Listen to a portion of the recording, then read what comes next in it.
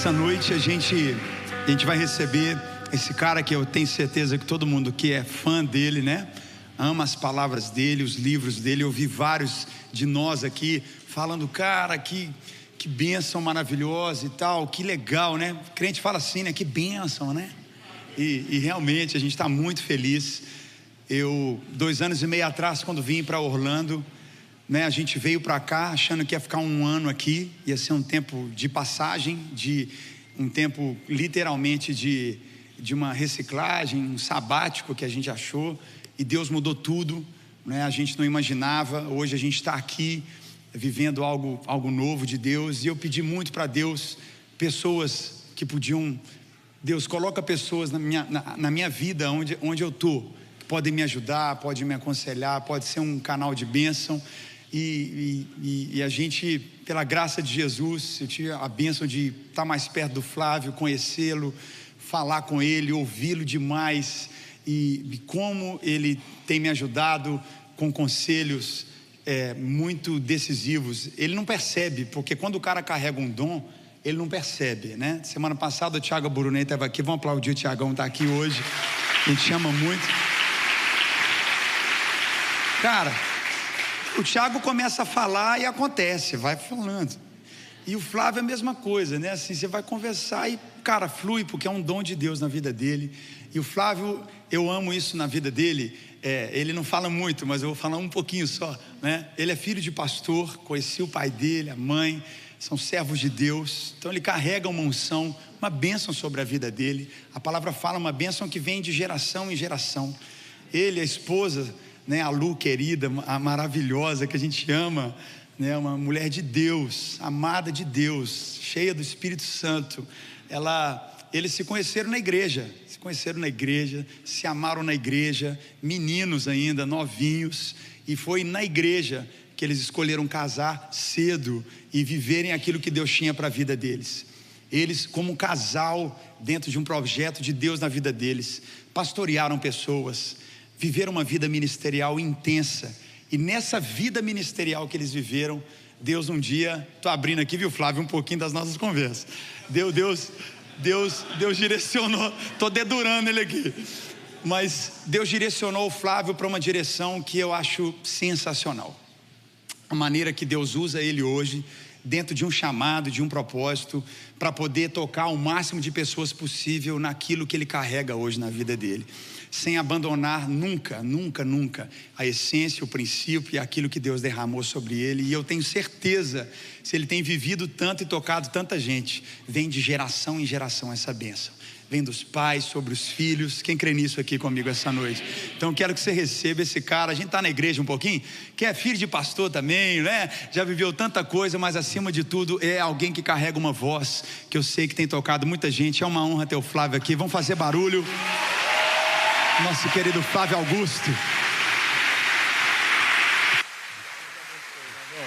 À vontade. Ligou aí? Ligou. Oi. Boa noite. Tudo bem? Que joia. Vocês vão sentar em algum momento aí? Boa. Para falar? Ordem unida? Obrigado pelo carinho, a recepção carinhosa que eu tive aqui, de todos. Quero agradecer também o convite do André e da Cassi. Assim, eu já fiz muitas palestras, não faço tantas porque infelizmente não tenho assim o tempo tão disponível pelo trabalho, né? Mas já estive em muitos lugares, para banqueiro, para investidor, para franqueado.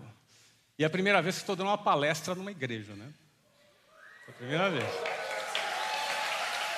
Responsa, né? Então eu quero agradecer ao André, à Cássia pelo convite e dizer de novo para você, André, olha, fique à vontade. Como se você estivesse na sua própria casa. Muito obrigado pelo convite carinhoso, a recepção, um prazer. Aqui eu moro nessa cidade já vai fazer 11 anos. Na realidade já tem mais de 10 anos que eu moro aqui em Orlando. Foi em 2009, foi o ano quando eu vim para cá. Então, é uma cidade que eu escolhi para viver E agora tenho novos vizinhos, né? O André agora se tornou nosso vizinho, e vocês também, é um prazer em conhecê-los aqui, todos, né? Eu tenho aqui uma difícil tarefa, e aí eu trouxe uma cola aqui. Tenho aqui uma difícil tarefa de falar sobre esse assunto, sobre riquezas, né? Sobre dinheiro, sobre riqueza.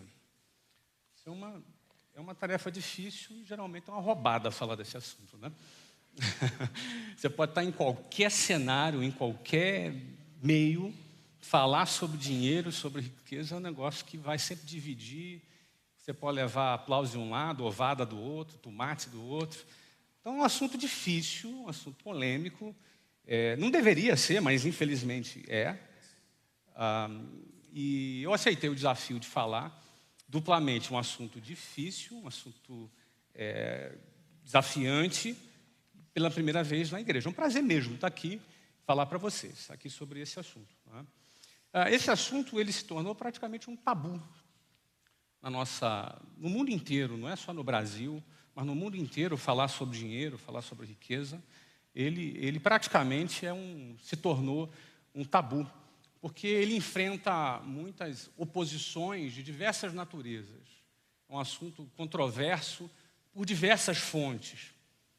A própria igreja histórica, na realidade, um setor da igreja católica fazia voto de pobreza. O cristianismo, durante muito tempo, fez voto de pobreza. E, obviamente, isso estava ligado a uma problemática relacionada a esse tema. Né? Esse tema também ele é controverso do ponto de vista político, ideológico. Você tem algumas pessoas que fomentam ideologias que esse assunto, quando falado, torce-se o nariz. Outros não, outros gostam de falar sobre o assunto. Aliás, você vê canais no YouTube bombando sobre finanças pessoais. Você vê eventos sobre finanças pessoais ou sobre empreendedorismo cada dia mais lotados no Brasil, no mundo inteiro.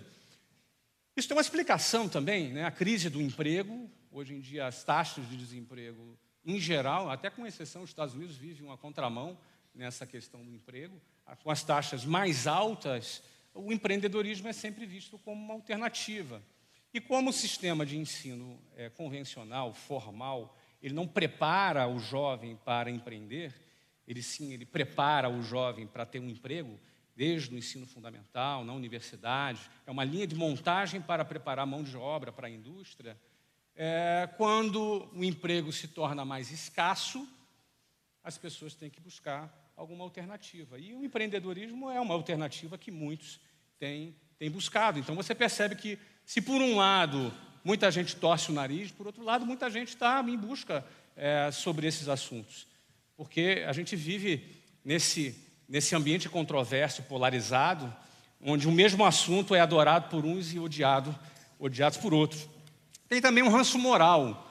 A gente liga a televisão e, quando você liga a televisão, você vai ver lá o cara que desviou não sei quantos bilhões de dólares, não sei lá onde, não sei quantos bilhões de reais da estatal, o político que roubou. Ou seja, muitas das vezes você vai ver o tema dinheiro e riqueza sendo sempre associado a um escândalo político ou um escândalo na sociedade, um golpe, um estelionatário que deu uma volta, pirâmide financeira. Você já viu a quantidade de pirâmides financeiras que circulam hoje por todos os lugares? As pessoas caem na armadilha da pirâmide financeira, sempre a armadilha do dinheiro fácil, a armadilha do dinheiro sem trabalhar, aquele dinheiro mole que vai entrar na conta. Ou seja, nós vivemos em cima desse ambiente controverso por trás do assunto dinheiro e o assunto riqueza. Então, eu topei falar sobre esse assunto e vou falar sobre esse assunto com muita liberdade. Mas primeiro, eu gostaria de fazer alguns disclosures aqui, eu gostaria que a gente procurasse eliminar o pensamento binário. O pensamento binário, o que é? É um pensamento, geralmente, entre duas ideias, onde essas ideias se contrapõem, e alguma vai assumir o papel do bem e, consequentemente, a outra será o papel do mal, ou vice-versa. O pensamento binário, ele faz com que esse assunto, ele bota um pouco de lenha na fogueira nesse assunto, de forma errônea, de forma equivocada, levando muito as pessoas ao engano sobre o tema riqueza, o tema dinheiro, justamente pelo vício do pensamento binário. Vou dar um exemplo aqui sobre pensamento binário, ou de derivações de pensamentos binários que criam uma lógica viciada, uma lógica que já está viciada por esse pensamento. Vou dar um exemplo aqui. A maioria dos traficantes do Rio de Janeiro se localizam em favelas. Isso é uma afirmação. Alguém negaria essa afirmação aqui? Não. A gente vê nos noticiários, até em estatísticas você vai ver. Daí, por derivação e uma falsa lógica influenciada por esse pensamento binário, alguém pode dizer: toda pessoa que mora na favela é traficante. Isso é falso ou verdadeiro? Mas isso é, muitas das vezes, abraçado como uma verdade de forma equivocada, induzida por esse modelo de pensamento que desvirtua a realidade. Você não pode afirmar que toda pessoa que mora na favela é traficante. Óbvio que não é. Eu frequentei favela muitas vezes. Hoje em dia é comunidade que se fala, mais bonito, mas na minha época já era favela mesmo. Frequentei, atravessei favela, pegava trem, Senador Camará. Tem carioca aqui? Olha aí, cheio de carioca aqui. Flamenguista também, né? Claro, né? Natural. Outro patamar, é isso aí. Muito bem. Então, e atravessava ali a favela Cavalo de Aço para pegar o trem ali em Senador Camará, pegava o Santa Cruz, que já vinha lotado lá da direção de Campo Grande, em direção à Central do Brasil, para trabalhar, lotado, ali a gente ia lotado. Eu convivia com pessoas que moravam na favela, porque a minha escola pública, onde eu estudava, ficava na boca da favela, e os alunos eram do bairro Jaburu, e mais os alunos da Cavalo de Aço, do Marco 7, muitos amigos, convivia com essas pessoas. E eu posso afirmar para você, não só por lógica, mas também por um pouco de experiência, que nem toda pessoa que mora na favela é traficante, e é um absurdo essa afirmação. Da mesma maneira, partindo por esse processo, por esse padrão do pensamento binário, seja por influência de setores do cristianismo, ou de ideologias políticas, ou desse ranço moral, você poderá chegar numa cadeia lógica quando a pessoa fala: o amor ao dinheiro é a raiz de todos os males. Aí ela corta a palavra amor: o dinheiro é a raiz de todos os males. Logo, quem tem dinheiro é mau. E logo, quem é pobre é bom. Isso é uma verdade? Mas isso é assumido. Eu, por exemplo, conheço rico honesto. E conheço rico sem vergonha. Mas eu também conheço pobre sem vergonha. Alguém conhece pobre sem vergonha aqui? Pois é. E conheço pobre honesto também. Ou seja, quando você entende e desfaz esse cruzamento desse pensamento binário, o que acaba acontecendo é o seguinte: você limpa o terreno para construir alguma coisa em cima. Eu espero conseguir construir alguma coisa com vocês nessa noite, mas a gente tem que primeiro limpar o terreno. Vamos tirar. Não dá para a gente conversar se a gente tiver pensamento binário aqui. Em outras palavras, o que eu quero dizer é o seguinte: o tamanho da sua conta bancária não diz absolutamente nada sobre o seu caráter. Nada. Você pode ter ela lotada de dinheiro e ser uma pessoa honesta. Ou ser um picareta também. Ou você pode ter ela vazia. Ou então, como eu, no cheque especial, quando eu abri a WhatsApp. E ser uma pessoa honesta. Ou ser picareta também. Em outras palavras, não tem nada a ver a tua conta bancária com o teu caráter. O teu caráter é outra coisa. Só que, ao cruzar esses conceitos em cima desse pensamento binário, você incorre na possibilidade de cair na armadilha do engano a respeito desses conceitos. E aí você erra a premissa, meu amigo. Tudo que vem depois vai vir errado. Você errou o início, cara, aí o resto é derivado, é derivação dessa premissa equivocada que você adotou. Tá? Outro ponto é o seguinte. Outra afirmação: o tamanho da sua conta bancária não diz absolutamente nada sobre a sua espiritualidade. Você não é mais espiritual porque você é pobre. Ou menos porque você é rico. Não tem nada a ver uma coisa com a outra. né? Bom, é a primeira vez que eu venho aqui numa igreja da palestra, mas eu presumo que deve ter alguma Bíblia aqui dentro, né? Alguém tem Bíblia aqui? Levanta a mão aí quem tem uma Bíblia. Então, essa Bíblia que você está carregando tem um livro chamado Provérbios. Quem que escreveu esse livro? E ele era pobre ou ele era rico? Não, rico nada. Ele era outra coisa. Só para você ter ideia, na época de Salomão, o tamanho da fortuna dele, ele recebia uma média de 25 toneladas de ouro por ano. Isso corresponde a quase 1,3 bilhão de dólares por ano só em ouro. Essa quantidade de ouro que ele recebia por ano é equivalente ao dobro do ouro extraído no mundo no ano de 1800. Em outras palavras, eu estou querendo dizer que valia muito mais do que 1,2 bi hoje, o que era ele. Isso fora negócios, comércio, impostos, né? Ele era rei, outros reis mais próximos pagavam impostos, etc. E tal. Então esse cara é rico pra caramba, e você lê o livro dele, está na Bíblia. Está na Bíblia. Você está lendo um livro de um cara rico, aí, na Bíblia. De repente você está cheio de pensamento binário, ou de repente herdou alguma confusão a respeito de caráter versus espiritualidade, versus tamanho da conta bancária, e você vai para a igreja porque você, de repente, se sente bastante espiritual, mas abre o livro de Provérbios, não é? Do cara que também era muito sábio. A única coisa que ele vacilou que tinha 1.000 mulheres, né? Ah, tudo bem, naquela época, não sei. Mas eu vou te dizer, não foi muito sábio. Mas eu vou dizer um negócio para você. O cara, ele tem um livro dele escrito. Hoje, no mundo inteiro, o livro mais lido do mundo. Então, isso é só para a gente desmanchar essa percepção do que a gente tem aqui. O Templo de Salomão, por exemplo, não é aquele que fica em São Paulo, não, tá? Aquele original lá. Então, o Templo de Salomão, também na Hollande também. Só para você ter ideia, a pequena oferta que ele deu para o Templo de Salomão, ele deu 100 toneladas de ouro, 5 bilhões de dólares e mais 240 toneladas de prata, equivalente a 140 milhões de dólares hoje. Agora, você imagina quanto valia, o que um dólar comprava naquela época, não é verdade? Enfim, tira a inflação, tira essa coisa toda, é muito dinheiro. Ele era o cara mais rico que existiu nesse planeta até aquele momento. Depois eu já não sei se é. A gente precisa, então, definir o que é a riqueza. O que é a riqueza? Né? Vamos começar a definir. Eu gosto de definir riqueza por uma palavra.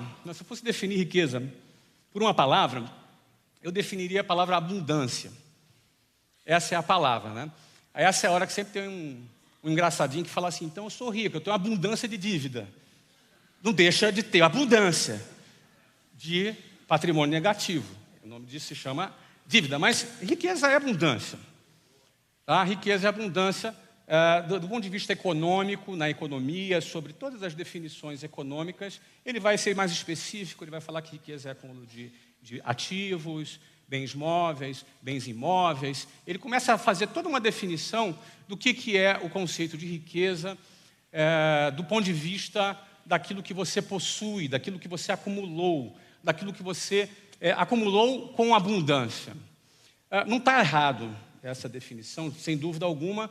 Isso é uma definição, sem dúvida alguma, de riqueza. Mas eu gosto mais da definição de riqueza do ponto de vista não do ponto de vista do acúmulo, mas do ponto de vista do poder de compra. Por exemplo, você pode dizer assim, não, mas eu tenho 50 bilhões de dólares, está num baú cheio de diamantes. Pô, beleza, mas ele está no fundo do mar, está lá no fundo do oceano. Não existe nenhum submarino que possa descer lá nas profundezas desse oceano e pegar aquele baú. Qual é o teu poder de compra? É zero. Então eu prefiro ir muito mais para o poder de compra. Aquilo que você é capaz de comprar. Salomão, certamente, naquela ocasião, comprava qualquer coisa. Não é? Certo? Hoje, com esse mesmo dinheiro, talvez não comprasse. Então, o poder de compra diz muito mais sobre o tamanho da sua riqueza do que simplesmente o acúmulo de bens que você tenha. Mas aí, por que eu gosto do poder de compra como sendo uma melhor definição de riqueza? Porque existem coisas que o dinheiro não pode comprar. Perfeito? Por isso que eu gosto de definir riqueza muito mais como poder de compra do que como um acúmulo de ativos. Não está errado, mas vamos ser mais profundo. O que eu posso comprar com esse ativo? Então vamos para poder de compra. Tem um monte de coisa que você não pode comprar com dinheiro. Eu vou dar alguns exemplos aqui. Você pode comprar uma cama, não pode? Qual é a cama boa assim? Top. Aquela cama que faz massagem, sei lá. Você pode comprar a cama, você não pode. Mas o sono, você pode comprar? O sono tem. Dá meio quilo de sono, você compra na farmácia sono? Alguém fala, eu compro um remédio para dormir. Também não é a mesma coisa. Aliás, hoje é um dia triste, assim, para mim, porque eu tenho um amigo hoje sendo internado para 7 meses de recuperação de dependência química por causa de remédio de sono. Justamente, aqui acabei de me lembrar. Hoje, remédio de sono. Não conseguia dormir, tomava remedinho, não dormia, remedinho. O cara começou a tomar uma caixa por dia e já ia bombeiro, polícia na casa, porque o cara estava louco com remédio de sono. Você compra remédio de sono, mas você não compra a capacidade de dormir. Você não compra o sono. Dinheiro nenhum, cara, é capaz de comprar o sono. Inclusive, na mansão que ele mora, não faz diferença o tamanho do IPTU que ele paga lá em Brasília para definir essa situação dele. Então, o dinheiro compra a cama, mas não compra o sono. Ele compra plano de saúde, mas ele não compra a alta na UTI. Ele compra uma alta na UTI? Ele não compra. Ele até pode contratar pessoas.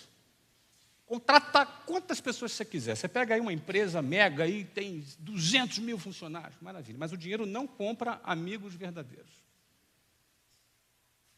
Amigos verdadeiros não compra. O dinheiro não consegue. Não dá. O cara pode ter a grana que tiver. O dinheiro ele pode até comprar sexo.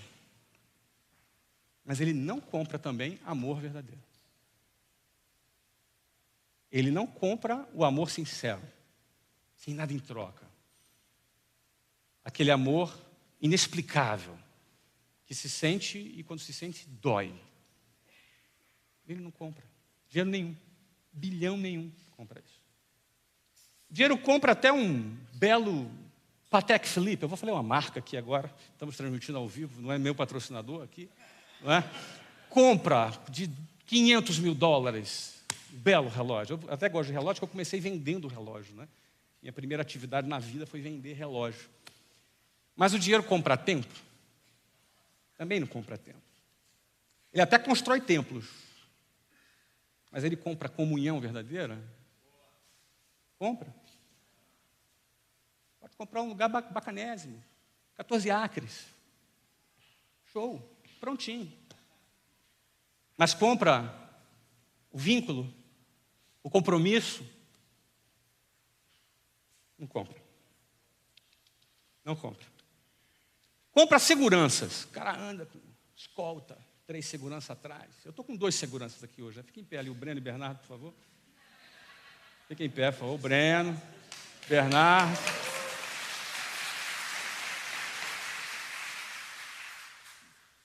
Na realidade, é a segurança da Luciana ali. Mas não compra paz. Dinheiro não compra paz. Pode. Eu tenho uma pessoa que trabalha comigo no Brasil. Ele era chefe de segurança de um empresário, que eu obviamente não vou falar o nome, lá em São Paulo. E tinha uma equipe de mais de 140 seguranças, para ele e para a família dele. Uma frota de carros blindados, de seguranças treinados, um verdadeiro arsenal de guerra, porque para armar esse pessoal todo, imagina, manutenção, fica imaginando a estrutura, né? Para gerenciar 140 seguranças. O dinheiro consegue comprar isso aí. Compra até um exército inteiro, mas não compra paz. Paz, aquela paz, você bota a cabeça no travesseiro, você dorme e acorda no outro dia, sabe? Descansado, sabendo que o dia novo te espera. Essa paz não está à venda. Se estivesse, aliás, se o cara que conseguir vender paz vai ser o cara mais rico do mundo. Porém, paz não se vende. Olha que legal, o dinheiro até compra um certificado de doação de uma ONG renomada. Você faz uma bela doação, você ganha uma placa, você ganha um um diploma para os filantropos de plantão, mas o dinheiro não compra significado. O cara que tem significado.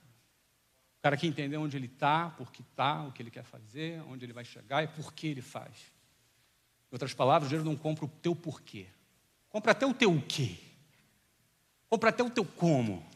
Mas o teu porquê ele não compra. Em outras palavras, é claro que quantidade de dinheiro é riqueza, quantidade de imóveis é riqueza, bens, ativos são riquezas. Mas quando a gente vai para poder de compra, a gente se dá conta que tem dois tipos de riquezas, né? Aquela que o dinheiro compra e aquela que o dinheiro não compra. E aí aquela que o dinheiro não compra, eu poderia listar aqui, eu não vou querer ser repetitivo, eu sei que eu assisti o vídeo do Tiago Brunet, falou bastante sobre isso, o testemunho do Cacá também foi muito bacana. Eu sei que o Augusto Cury vai estar aqui semana que vem, ele vai dar um enfoque bem legal ali na questão mais emocional, na questão mais, não é, essa questão do cara tá resolvido, bem resolvido com ele próprio. Então eu não quero, eu entendendo aqui o time que foi convidado para falar, eu vou ficar no meu quadrado aqui. Decidi ficar aqui no meu quadrado. Quem ouve assim também pode pensar, cara, então o Flávio está querendo dizer que dinheiro não é importante agora? Depois de tudo que eu já ouvi ele falando, agora ele vai vir dizer que dinheiro não é importante. Se eu falar para vocês que o dinheiro não é importante, eu vou estar mentindo, concordam? Porque tem um dia sequer que você não usa o dinheiro? Tem um dia sequer. A roupinha que você está usando bonitinha, teu perfume cheirosinho, o IPTU da sua casa, o property tax da sua casa, se você preferir, o seu seguro do carro, o cafezinho que você toma, e os sonhos que você tem, os projetos que você tem, as ideias que você tem para melhorar a tua qualidade de vida, sua, da sua família, tudo isso é legítimo. Tudo isso é absolutamente legítimo. E não é possível você realizar isso sem dinheiro. Inclusive, ninguém estaria aqui se não fosse dinheiro. Porque quanto custa esse telão de LED aqui, bonitão aqui, a luz de LED também, tem uma bateria ali que é bacana, um baixo jazz bass, um somzão, pressão. Você vê que pastor é músico quando o som tem pressão. Não precisa insistir para ele comprar um equipamento bacana. Ele mesmo já larga na frente. Né? Enfim, a câmera, tudo isso aqui foi financiado pela generosidade de vocês, que faz parte daqui dessa comunidade, que contribui para que isso aqui permaneça. Porque, afinal de contas, aproveitando aí o triste fato, a perda que tivemos do Kobe Bryant ontem, anteontem, se não me engano, a morte não escolhe conta bancária, não sabe, raça, classe social. Todos nós vamos entrar, então já estamos nessa fila. Nós seremos os próximos, talvez hoje, talvez amanhã, talvez daqui a 1 ano, talvez daqui a 10 anos. Não importa o tamanho da tua conta bancária, o teu relógio da sua contagem regressiva já está rodando. Já está rodando. E a vida é tão boa, é tão boa a vida, o presente da vida é tão maravilhoso, que a gente esquece. A gente vive entorpecido pela vida boa e esquece que o nosso relógio já está na contagem regressiva. Lembrando disso, lembrando desse triste fato, eu também aproveito para dizer, não tem classe social. A hora chega, ela chega. Agora, o dinheiro ele é necessário, o dinheiro é bom, ele é bom. O dinheiro não é do diabo, não é do capeta. Ele é bom. Se você ganhasse agora aqui $10 mil, algum irmão chegasse do seu lado aqui, toma aí 10 mil, estou querendo te dar aqui. Você vai ficar feliz ou triste? Diz aí para mim. Eu vou ficar feliz. Tem alguma hipótese de você ficar triste? Até o cara que ideologicamente é contra o dinheiro vai ficar feliz. Todos vão ficar felizes. Porque o dinheiro vai te proporcionar um meio para você potencializar as coisas que de fato têm valor na sua vida. Não é assim? As coisas que de fato têm valor para a tua vida e as coisas que de fato são riquezas na sua vida são melhoradas, são potencializadas. Você pode melhorar a sua saúde, que você não compra, o seu tempo, você pode ter acesso às mais coisas e por aí vai. O dinheiro, ele é uma ferramenta meio, ele não é fim. A pena são as pessoas que às vezes se enganam que ele é o fim. Aí é triste também. Um dia ela até fica rica, mas aí fica triste. E aí ela não vai ter mais significado, porque ela vai correr atrás daquilo e quando eu chegar, ela vai falar, e agora? Era isso? Era isso? Eu experimentei os dois lados, né, gente? Eu experimentei os dois lados. Com a liberdade que eu tenho para a gente conversar no dia de hoje, saiu uma lista na revista Forbes dos 10 homens mais ricos do Brasil com menos de 50 anos. Eram os 10 bilionários brasileiros com menos de 50 anos. Eu sei que eu pareço ter 30. Eu compreendo que vocês devem estar com problema de vista. Não é? Mas eu estava lá nessa lista. E estando nessa lista...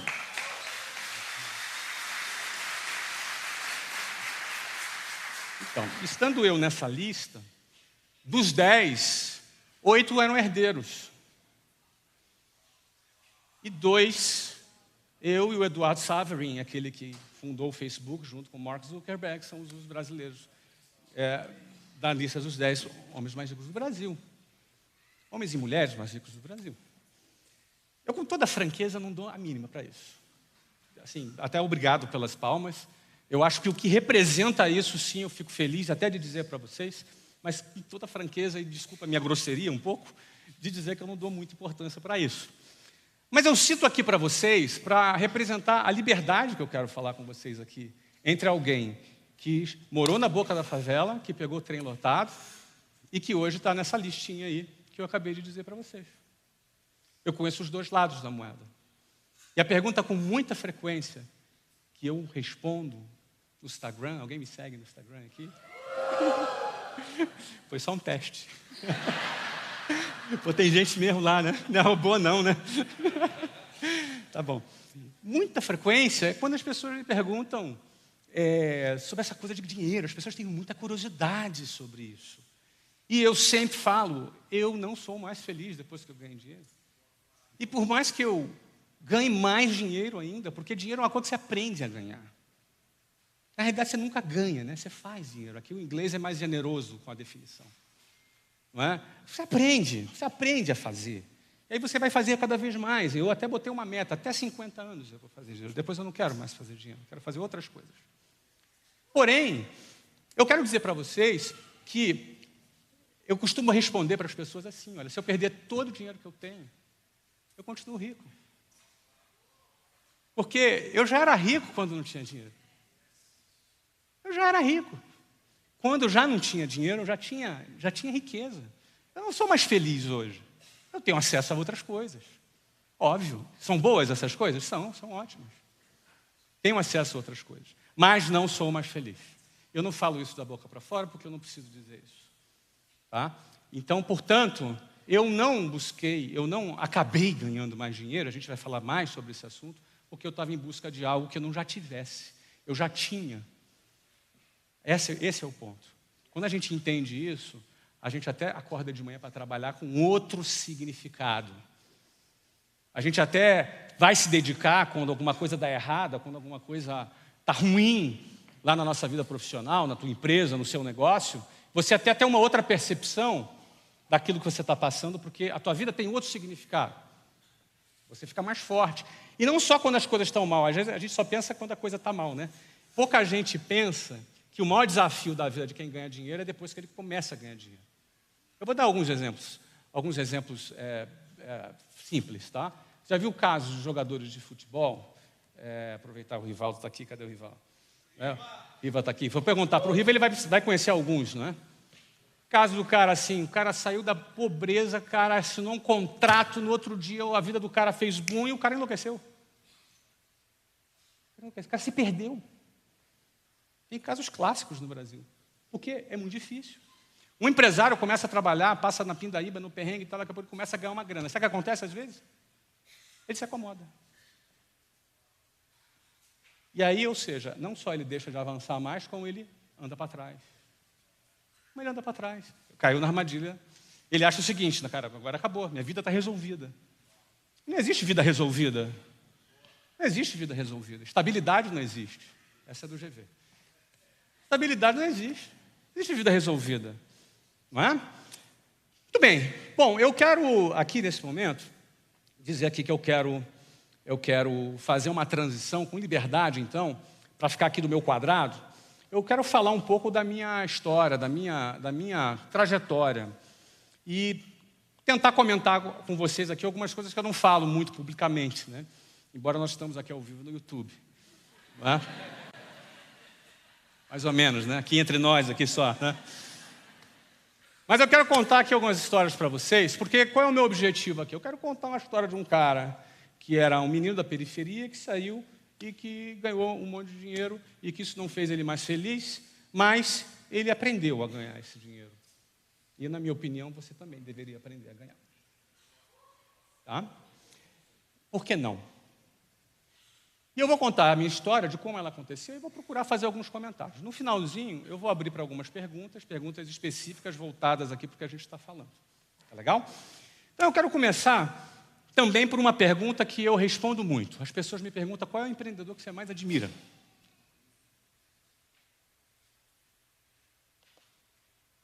Qual é o empreendedor que você mais admira? Eu já respondi algumas vezes essa pergunta. Eu vou começar falando desse empreendedor que eu mais admiro aqui, que é a minha avó, a dona Iracema. Que, aliás, o pastor dela está aqui, sentado na frente. Está ali. Tomizinho. Eu vi que está o Tomizão ali, o Tomizinho. Minha avó é a empreendedora que eu mais admiro. Rica, muito rica. Essa senhora é muito rica. Ela com 3 filhos, foi abandonada pelo marido. E ela morava na Baixada Fluminense, lá no Rio de Janeiro. Quem conhece a Baixada aí? Quem morava na Baixada aí? Galera que mora mal, isso. Baixada e Jabu. A gente é da galera que entrava no ônibus, tinha uma musiquinha assim, ó, uau, uau, uau, vai descer quem mora mal. Então a galera da Baixada e a galera do Jabu, eu me enquadro aqui também. Bom, minha avó morava lá na Baixada Fluminense. E uma pessoa que sempre muito fiel a Deus, uma pessoa de muita oração. E ela tinha 3 filhos, né? Minha mãe, a mais velha, e 2 irmãos. Ela sustentou esses filhos lavando roupa. Sabe aquela moça que anda na rua com aquela trouxa de roupa na cabeça, equilibrando assim? Então, essa era a minha avó. Era empreendedora, estava no empreendimento dela lá. Então, ela lavava a roupa, passava a roupa, e assim ela conseguiu sustentar os seus 3 filhos. A minha mãe casou com João Batista, que é meu pai, filho também de uma mulher que teve 4 ou 5 maridos. Num desses maridos, se eu não me engano, quando ele tinha 17 ou 18 anos, acho que 17, se eu não me engano, um desses maridos disse para ela que ou ele ficava em casa ou ele ia embora, ou ela se livrava do filho. Então ela decidiu colocar ele num colégio interno, aqueles tipo FEBEM, que tinha lá no Rio de Janeiro. Ali ele ficou até ir para o exército, com 18 anos de idade. João Batista conhece Eni Santana, a minha mãe. Minha mãe, formada como professora, com a minha avó lavando roupa. Eles se casam e começam a vida. A minha mãe, com 17 anos, se casa, com 18 anos, eu nasço. Minha mãe tem 18 anos a mais que eu. Não é? Imagina, se eu tenho uns 30, ela tem uns 48. Não é? Pois é. Minha mãe estudou, se formou professora, fez concurso público, se tornou funcionária pública, se tornou uma funcionária pública do município e do estado do Rio de Janeiro, onde trabalhou e se aposentou por mais de 30 anos. Meu pai entrou como soldado, conseguiu ser sargento e se aposentou ali também na sua carreira militar, num escalão mais baixo.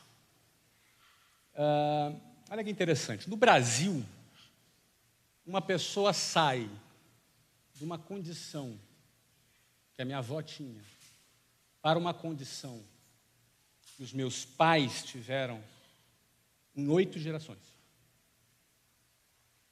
Em média, A mobilidade social no Brasil é uma das piores do mundo. E a pessoa, para sair da pobreza até a classe média, ela leva, em média, 8 gerações. Ou seja, você percebe aí a prosperidade dos meus pais, né? Porque eles tiveram uma vida de classe média baixa, mas com um salto muito grande, graças ao esforço da minha avó e as orações dela. Em 1985, eu digo para minha mãe e para o meu pai que eu quero ser militar. Esse era o meu plano. Eu queria ser funcionário público. Então, para quem acha que eu não gosto de funcionário público, você está muito enganado. Você está lendo direitinho o que eu escrevo. Nada contra funcionário público. Era a minha meta ser funcionário público. E eu fui. Eu fiz um concurso público e passei lá para estudar no Colégio Naval. A minha mãe, ela deu 100% de um salário dela. Ela tinha 2 empregos. 100% de um salário que ela tinha, ela dava para pagar a escola para eu me preparar para esse tal concurso. Eu estudei sempre escola pública, não dava para competir, eram 30 mil candidatos para 200 vagas. E a minha mãe, durante um ano inteiro, deu 100% do salário dela. E eu pegava um ônibus lá no Jabu, ia para Madureira, levava 2 horas, cruzando aquelas favelas tudo ali de Bangu e Padre Miguel, para chegar, para estudar e me preparar. No final do ano, tomei pau. Não passei. Acabou o ano, meus pais sentaram comigo. Eu falei, eram 30 mil candidatos, 200 vagas, eu fiquei entre os 25 mil primeiros.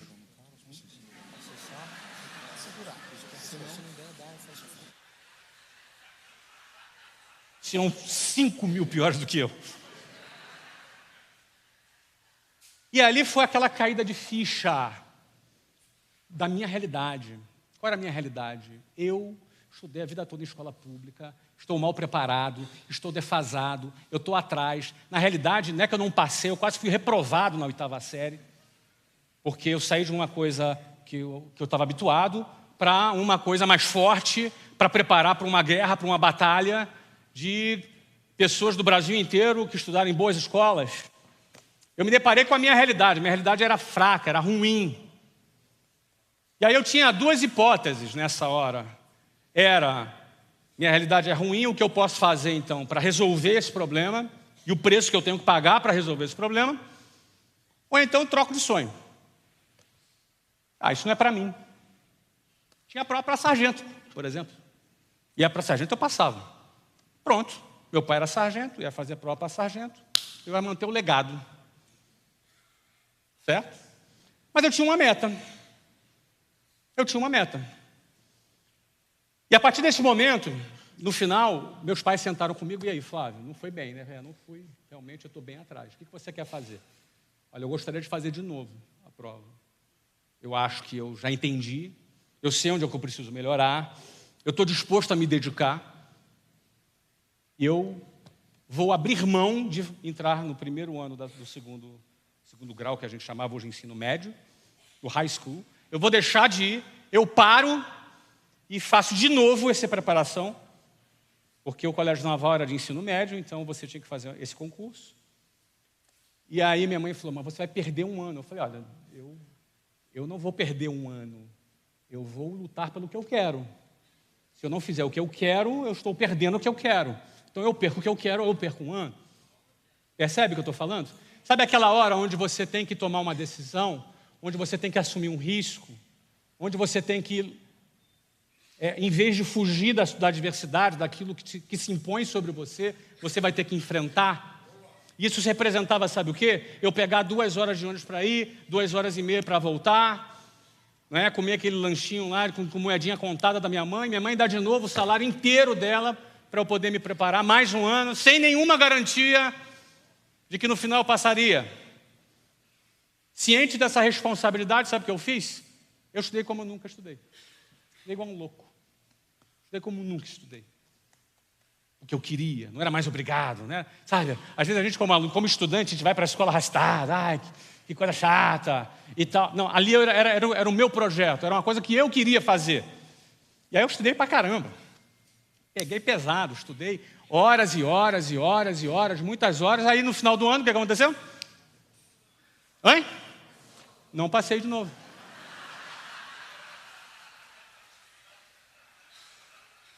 Você ri, né? Da desgraça, né? Não passei. Mas eu fiquei ali entre os 1.500.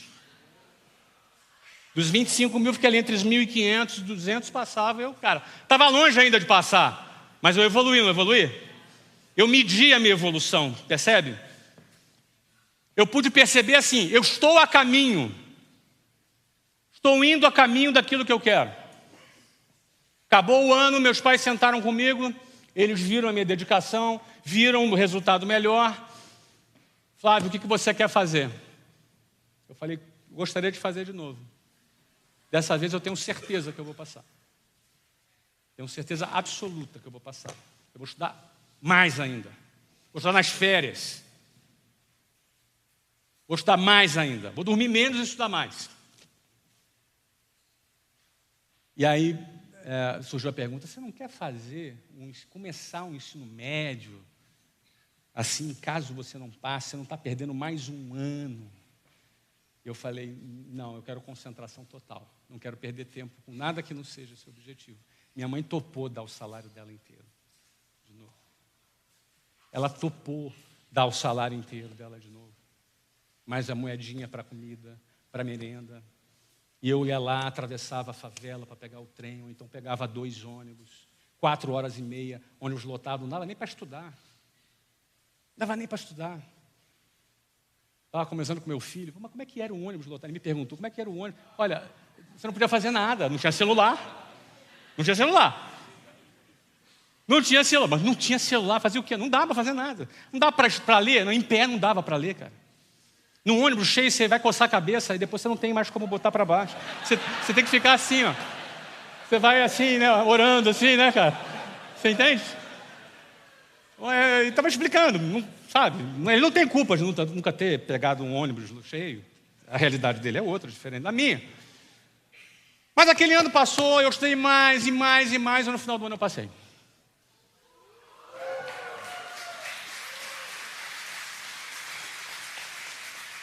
Eu passei, e eu me lembro o dia que eu fui lá pegar o Jornal dos Esportes, aquele rosinha, quem lembra do Jornal Rosa? Porque você é velho. Não tem mais como você negar. Você assumiu, Jornal dos Esportes, percebe? É isso. Você tem cabelos brancos como eu.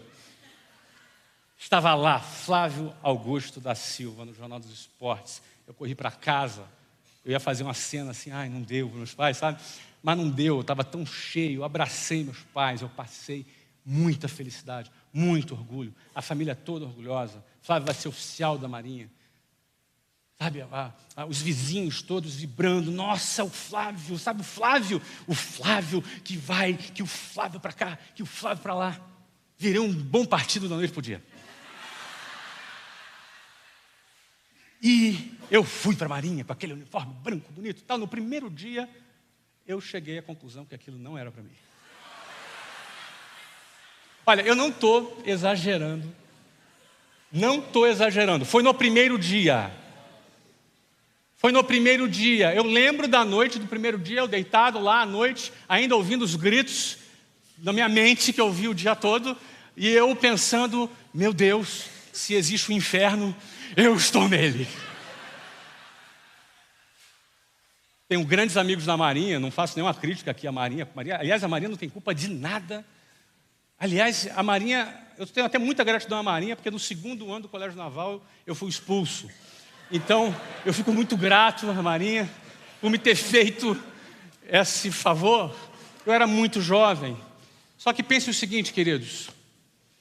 Eu entro numa sala, 2 anos depois, o oficial fala, sua matrícula não será renovada para o ano que vem. Seus pais já foram avisados, estão a caminho. Era em Angra dos Reis. Imagina, Angra dos Reis são 2 horas. Já estão a caminho. Aí eu, tá bom. Não tinha celular para ligar, percebe? Tinha que esperar. Tinha que esperar, né? E aí o que acontece? Eu espero, meus pais chegam, ele vai lá falar com o comandante e depois volta. Eu entrei no carro com minha mala e foram 2 horas e meia de viagem sem trocar uma única palavra. Circulou no bairro, Flávio foi expulso. Flávio foi expulso, Flávio foi expulso, Flávio foi expulso, Flávio foi expulso. Coitado do Flávio. Um fracasso. Uma decepção. Uma decepção. Tinha tudo. E jogou fora. Irresponsável. Eu tentava falar com meu pai, mas pai, eu não queria aquilo. Ele, olha, quem não quer, sai. Quem é expulso. E ele tinha razão. Meus 18 anos foi um ano muito difícil. Foi um ano onde eu estava desprestigiado. Mas foi um ano que eu tinha me apropriado de uma experiência que nunca mais na minha vida eu me esqueceria. Que experiência é essa? Eu descobri que eu era capaz de fazer o que eu quisesse, desde que eu me propusesse a pagar o preço por aquilo. Eu descobri que eu poderia me dedicar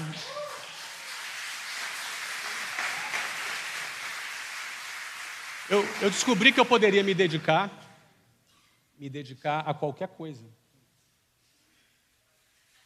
O que foi? Fica à vontade.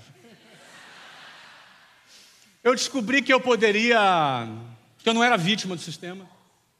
Obrigado. Eu descobri que eu não era vítima porque estudei em escola pública ou porque era da periferia. Eu descobri porque eu poderia fazer a diferença. Eu descobri que eu poderia lutar por algo. Eu descobri que eu poderia ser 20 mil em 25 mil, mas eu poderia virar o jogo. Eu descobri que valia a pena investir como minha mãe investiu. Valia a pena me dedicar como eu me dediquei. E aquilo foi algo que eu me apropriei até hoje. Porque eu diria, se alguém me perguntar qual foi o teu maior desafio que você venceu até hoje, eu diria que é esse que eu estou contando para vocês. Foi abrir uma empresa depois, não foi fazer o que eu fiz depois. Porque aqui era do nada, era do zero, era do negativo. Era alguém sonhando com uma mãe apostando. Percebe? Alguém do nada. Esse foi o... E aí, o meu tempo aqui já era, entendeu? Se vocês estiverem ok, não. Se estiver com sono, dorme aí. Está dormindo, Tomi? Não? Não, né? Está acordadinho, né? O meu termômetro é o Tomi. Também está acordado, está mais ou menos aqui. Vamos lá. E aí, o que acontece? Esse foi realmente o desafio mais importante que eu venci na minha vida, né? Nesse período, né? Ali eu tinha 18 anos, conheci uma moça. Não é Brasil? Ela tinha 15 anos, eu tinha 18. Me apaixonei por ela. Isso, pode fazer Pode fazer. E esses dias, engraçado, né? 4 dias atrás, eu achei a minha agenda quando eu tinha 18 anos. Quer dizer, eu achei, não, a Luciana achou, né? Ela trouxe lá, a gente fica lendo, né? O dia que eu conheci. Aí tinha tudo escrito ali. Todas as coisinhas ali. Imagina, né? Deitei e rolei, né? Então eu conheci essa menina e fiquei apaixonado. Nunca tinha acontecido. Minha primeira namorada. Pô, namorava, só estudava, né? Minha primeira namorada. E ali realmente eu pensei, logo cedo, eu falei, quero casar com essa menina, quero viver a vida toda ao lado dela. Nesse momento aconteceu uma coisa curiosa. Eu sou um cara muito cético para muitas coisas, né? Tem gente de muito mais fé que eu não sou aquele cara de tanta fé, sabe? Foi uma moça lá na igreja do meu pai, e ela falava uns negócios meio malucos, assim, sabe? Chegava para o cara e falava, quero falar um negócio para você. Eu falava assim, puxa. 18 anos ali com a minha guitarrinha. Cadê a guitarrinha? Sentado com a minha guitarrinha ali, esperando a hora dela terminar de falar para... Tinha uma cantata de Natal, né? A gente ensaiou pra caramba, né? E a mulher não parava de falar, né? Falava. Acabou com a programação. Acabou com a programação.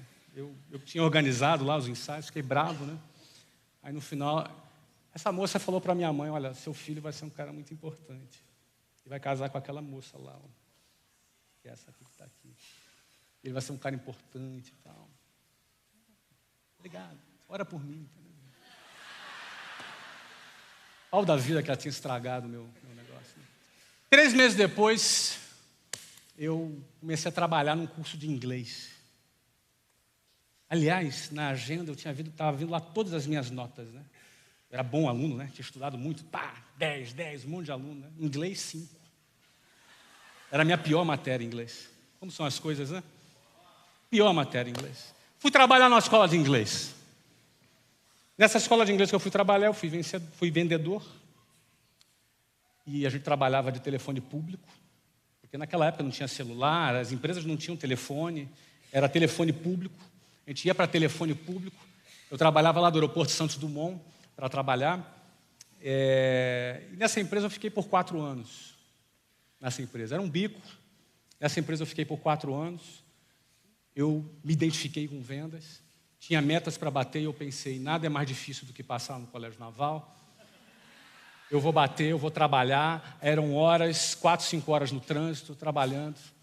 Comecei a ganhar bem, casei com a Luciana. Nós fizemos agora 27 anos de casado. Ela me atura esse tempo todo. Me aguenta esse tempo todo, ela. Aqui na frente. Nós casamos, eu tinha 20 anos, Luciana tinha 17. Casamos e fomos transferidos para a Venezuela. Não era o que é hoje a Venezuela, era um país magnífico, inclusive, diga-se de passagem, antes de ser destruído. Era magnífico. Nós ficamos lá uns 6, 7 meses, deu tudo errado, voltamos para o Brasil. Voltamos para o Brasil. 1 ano depois, 4 anos trabalhando nessa empresa, eu saio para abrir a WhatsApp. Em 3 de abril de 1995, eu fundei a primeira escola da WhatsApp, lá no Rio de Janeiro, no centro do Rio de Janeiro. E o mais interessante é o seguinte, que durante a jornada, onde é que as oportunidades elas aparecem? Por que eu saí daquela empresa? Eu estava ganhando bem, eu ganhava uns 7 mil reais, que eram 7 mil dólares naquela época, era muito bom o salário. Não tinha grandes ambições, eu não tinha ambição maior do que aquilo. Eu não estava em busca de ter o meu próprio negócio para ganhar mais dinheiro, não era esse o meu objetivo. Mas durante um período, eu tive conflito de valores, porque durante esse período todo eu carreguei os valores que eu herdei da riqueza da minha avó, dos meus pais. E aqueles valores estavam me incomodando dentro daquela empresa. Era uma boa empresa para mim, mas tinha um choque de valores ali. E isso que fez eu escolher sair e montar um negócio. E precisava ser rápido, então eu não tinha dinheiro guardado, foi do cheque especial, 12% ao mês de juros. Não tente fazer isso em casa, por favor. Mas eu tinha muito conhecimento do setor, muito conhecimento do mercado, muito conhecimento de vendas, o que era necessário para eu trazer mais alunos para a escola. E a gente já montou a primeira escola, colocou mais de 1.000 alunos no primeiro ano, montou a segunda, botou 1.500 alunos no primeiro ano. A gente abriu 24 escolas próprias em 3 anos. Luciana viajava pelo Brasil todo, abrindo escola, fazendo reforma, ela era gestora, eu trabalhava mais na parte comercial, na parte de vendas, captando aluno, trazendo alunos, a Luciana. Nenhum de nós éramos professores, porque nem eu nem ela falávamos inglês. Mas nós tínhamos um time acadêmico muito interessante. Muita gente me pergunta sobre isso, né? Eu posso abrir um hospital hoje e não sou médico. Aliás, eu tenho um clube de futebol e não sou jogador. Não é verdade? Então, ou seja, empreender te dá essa possibilidade. Quando você aprende a empreender, você percebe que tudo é mais ou menos parecido. Você tem algumas áreas específicas, você vai contar com alguém com conhecimento técnico, liderança e lealdade. Você tem que ter liderança para fazer essa gestão, certo? Ou seja, você aprende, você percebe que tudo se repete, não tem nada de novo. É uma linha de montar, você aprende a fazer aquilo, você faz e replica. Eu fiz com a escola, deu certo, fiz em 2, deu certo, fiz em 3, deu certo, fiz em 4, deu certo, fiz em 24, deu certo. Tem gente que me pergunta, cara, tu não acha que foi sorte? Eu falei, cara, eu sou muito sortudo, então. Se é sorte, então tudo bem. Então eu sou burro, devia jogar na loteria. Então, o que as pessoas às vezes não entendem, e aí eu quero dizer para você, é quando você tem que perceber que Deus não vai fazer aquilo que só você pode fazer. Não vai fazer. Ele não vai meter a mão para fazer aquilo que só você faz. Se você pode fazer, ele tem um empregado, por acaso? Ele não vai fazer. Então, estudar, lutar, se preparar, aprender o que é necessário fazer para que você gere dinheiro e não aquela riqueza que o dinheiro não pode pagar. Essa aí você já pode ser rico sem ter dinheiro. Mas se o dinheiro é parte do nosso dia a dia e você se propõe a empreender, se você se propõe a realizar alguma coisa, você vai perceber que ao longo da vida as coisas se repetem. O nome disso se chama know-how, conhecimento. E esse conhecimento se adquire.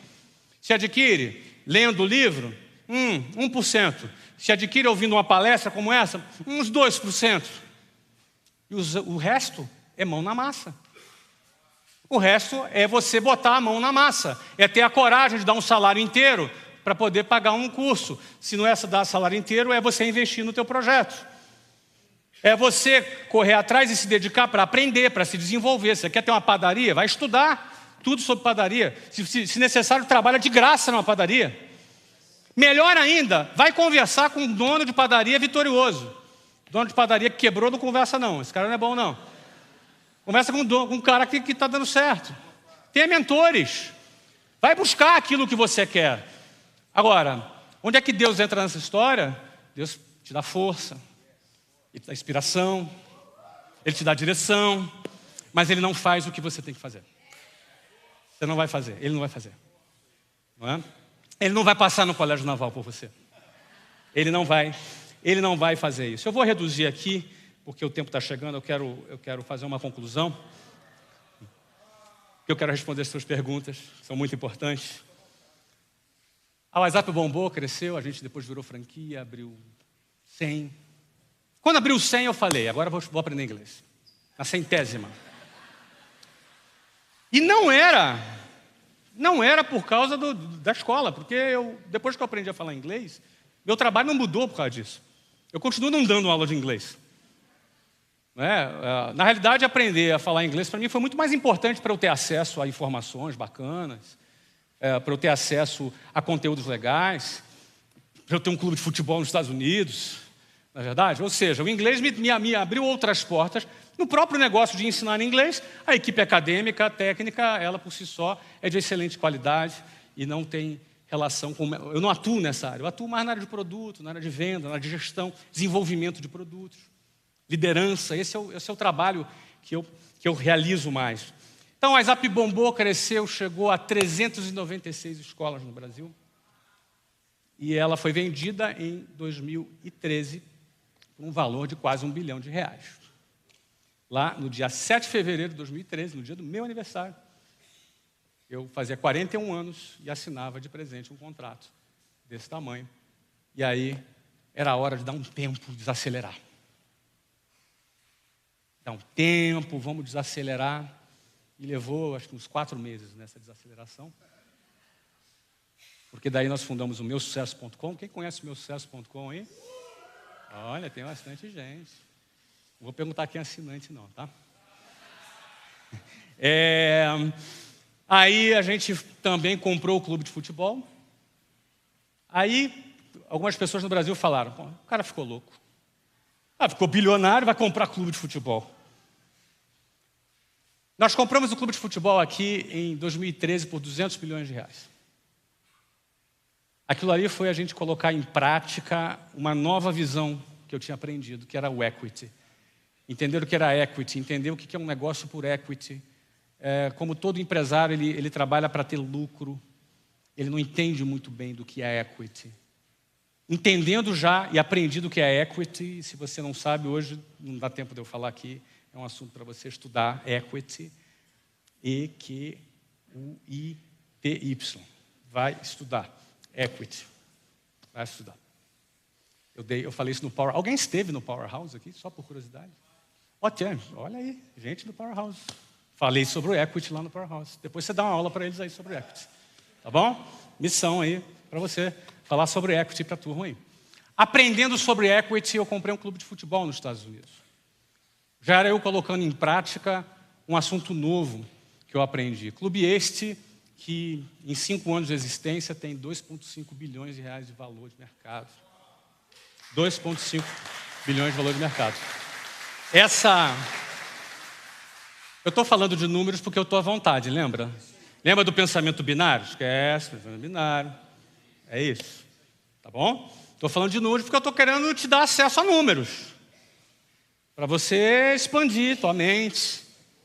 Porque se você perguntar, o garoto lá que atravessava cavalo de aço para pegar um trem, ele pensava nessa realidade?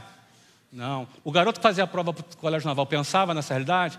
Não. O cara que abriu a WhatsApp pensava nessa realidade? Não.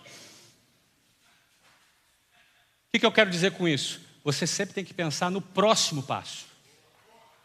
Próximo passo, aquele que está ao teu alcance. Você vai subir um degrau, você vai ver, aí você vai enxergar coisas que você não via antes. Você vai subir um segundo degrau, um terceiro degrau, um quarto degrau. No quinto degrau, você vai ver coisas que você não via no primeiro degrau. Aí você tem que ver o que você vai fazer com o que você está vendo. Se você vai se acovardar, ou se você vai se acomodar, ou se você vai continuar com aquela fome de continuar subindo os degraus. E aí você tem que ter muito claro o seu porquê. Vai ter que ter muito claro. De novo, voltamos lá aos nossos porquês. 2015 eu compro de volta a WhatsApp. Vendi a WhatsApp em 2015 por quase R$1 bilhão. 2015 as coisas não foram bem, Brasil desceu a ladeira. O cara que comprou morreu, era o Grupo Abril, o dono morreu. A família, os herdeiros não quiseram tocar o negócio, venderam para um fundo que levaram 6 meses para entender o que era o negócio.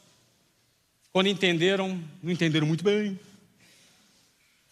O negócio não foi bem. E eu recompro esse negócio em 2015 por R$380 milhões. E nessa hora, algumas pessoas falaram, agora ele fez besteira. Não precisava disso.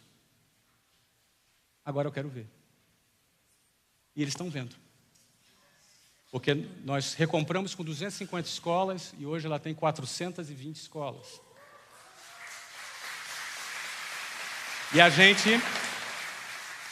se prepara para realizar um IPO esse ano no Brasil e nos tornarmos uma das maiores empresas de educação do Brasil, apenas 4 anos e meio depois que a gente recomprou lá aquele negócio que estava indo mal. Queridos, para finalizar aqui a minha participação, que eu tive a honra de receber aqui o convite, eu quero dizer para vocês que isso não isso se aprende. Se você perguntar, todo mundo pode fazer isso, ou todo mundo pode ser bilionário? Eu acho que não. Mas todo mundo pode melhorar de vida. Uns vão mais longe, outros não vão. Aí são N fatores. Não quero me atrever aqui a criar teorias sobre esses fatores. N fatores. Mas pela minha experiência empírica de 30 anos, porque ao longo desse período eu formei muitas pessoas. E não ficaram bilionários, mas ficaram milionários. Eu formei outras pessoas que tiveram um salto absurdo de vida financeira, que seguiram aí os nossos passos dentro da nossa organização. Eu estou aqui falando da minha história e da nossa organização, mas isso não é exclusivo da minha história, em muitas outras histórias muito melhores, inclusive, do que a nossa, sobre negócios que cresceram e prosperaram.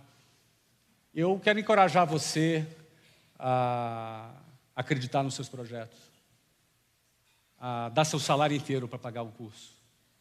Quero encorajar você a estar disposto a pegar 4, 5 horas por dia de ônibus. Quero encorajar você a se dedicar e tirar todo o gap, tudo aquilo que você acha que perdeu de tempo na sua vida, é possível você recuperar esse tempo. Eu quero encorajar você a ter sonhos maiores, a acreditar, e a lutar, e a buscar, e esperar de Deus só aquilo que Ele não pode fazer. Para de cobrar Deus das coisas. Para de achar que Ele vai fazer aquilo que só você pode fazer. Então, eventualmente, você não vai ser rico.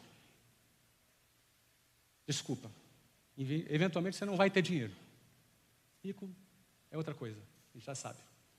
Talvez até você já seja rico. Talvez não. Então, eu quero te encorajar a buscar recursos, a lutar por algo melhor. Porque quando a gente tem grana, a gente pode ajudar mais. Você pode ajudar a sua família. Pode dar acesso aos seus filhos a coisas melhores. Pode ajudar aqui esse projeto com o André. Você pode ajudar outros projetos que você tem queda. Eu, por exemplo, quero, a partir dos meus 50 anos de idade, me dedicar 100% do meu tempo a projetos sociais. É uma coisa que eu tenho. Já anunciei isso publicamente. Faz parte dos meus planos. Os meus franqueados ficam loucos quando eu falo isso. Mas já falei, a partir dos meus 50 eu quero me dedicar 100% a projetos sociais. É o que eu quero fazer. Que eu já faço, sem divulgação, mas eu quero dedicar 100% do meu tempo a isso. Mas eu quero te encorajar. Você é um polo de realização. Você é um polo para fazer diferença na sua vida e na vida de várias pessoas ao redor de você. Mas se você não pegar 4 horas de ônibus, não der seu salário inteiro para pagar o curso, se você não ralar para fazer, nada vai acontecer. Se fizer, também não está garantido que vai. Mas tem uma possibilidade de conseguir. Com certeza melhorar de vida você vai. Isso eu te garanto. Porque todas as vezes que eu vi a pessoa se movendo, elas melhoraram. Nem todo mundo vai comprar um clube de futebol. Mas você pode realizar mais. Você pode fazer mais. Beleza?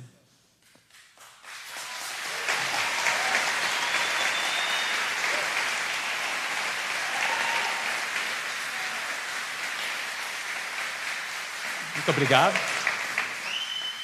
Eu vou abrir espaço aqui para perguntas. Eu vou pedir que sejam perguntas específicas sobre tua carreira, sobre seu negócio ou sobre seus projetos. Vamos direcionar as perguntas para a tua carreira, para seus negócios, para os seus projetos. Se ficar muito aberto, a gente acaba se perdendo um pouco do tema. Tá legal? Então, não sei quem está ali. Vamos começar com ele, depois vamos lá atrás.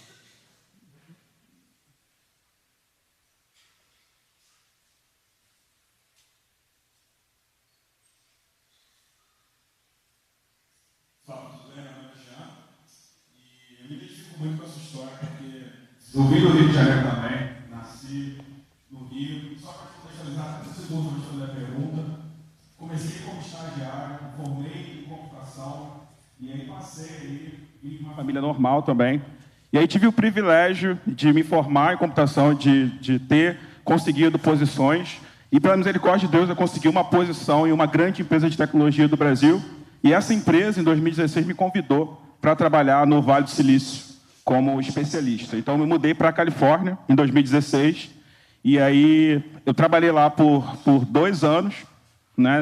Na verdade 3, e aí eu vi que, caramba, eu acho que o meu propósito não é estar no mundo corporativo para sempre. Eu via que eu estava ali, eu tinha me realizado, tinha chegado onde eu queria, mas eu via que não era aquilo. Eu sempre tive a vontade de empreender, desde criança, né? Desde pequeno.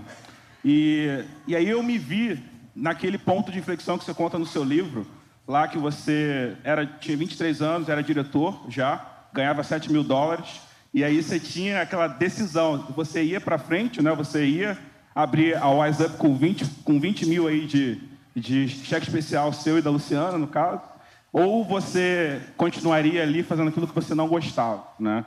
E aí a minha pergunta para você é, qual que é a sua dica, qual que é o seu conselho que você dá para pessoas que estão transicionando do mundo corporativo para empreender, que é o meu caso hoje? Você tem sócio? Somente a minha esposa. Tá. Quem dos dois é o vendedor? Teoricamente eu. Nunca vendi, mas estou aprendendo. Você é o vendedor ou você é o programador? Sou vendedor, o cara do conteúdo, tudo. Tá, um negócio de conteúdo. Nicho, dentro da computação, o nicho de computação na nuvem. para profissionais que fazem a mesma coisa que eu. Eu ensino o que eu faço. Ou seja, você vende esse... Então, você seria o professor? Sim, exato. Aí então, o grande desafio é o seguinte. O que faz um negócio crescer, primeiro, é você ter um produto. Ter um produto razoavelmente bom, porque no início ele vai ser bom na medida da sua capacidade de investimento. E no início, geralmente, não é tão bom. Certo. Então, ele tem que ser razoavelmente bom no início e ir progredindo ao longo do tempo. Você ter uma boa pessoa de gestão ao seu lado, isso é fundamental. E você precisa se dedicar a vender. 100% do seu tempo. Então, você vai precisar... Se você entrar nesse teu negócio sendo o professor do seu negócio, o seu negócio vai ser limitado. Certo. Talvez eu tivesse sido uma grande bênção na minha vida, eu não sabia falar inglês. Talvez eu começasse dando aula de inglês. Percebe? Sem dúvida. Então, eu não estive na sala de aula, porque eu estava fora prospectando clientes. O negócio é todo negócio, seja clube, curso, qualquer coisa. Se resumir, ganhar cliente e manter o que você já tem. Ponto. E entregar um serviço. A posição do principal executivo de uma empresa tem que ser no lugar de ganhar clientes. E liderar o time que dá aula, liderar o time que retém, liderar o time que faz a gestão. Se você vender e liderar os outros times, essa é a posição vencedora de qualquer negócio. Perfeito. E aí você vai ter que ter a habilidade de transferir o seu conhecimento para alguém e contratar esse alguém para lhe dar aula, porque esse dinheiro que você vai pagar para contratar é barato, perto do tempo que você vai ter produtivo trazendo novos clientes. Perfeito. Se você não atuar trazendo novos clientes, seu negócio vai ficar estagnado. Uau. Obrigado. Obrigado, Flávio.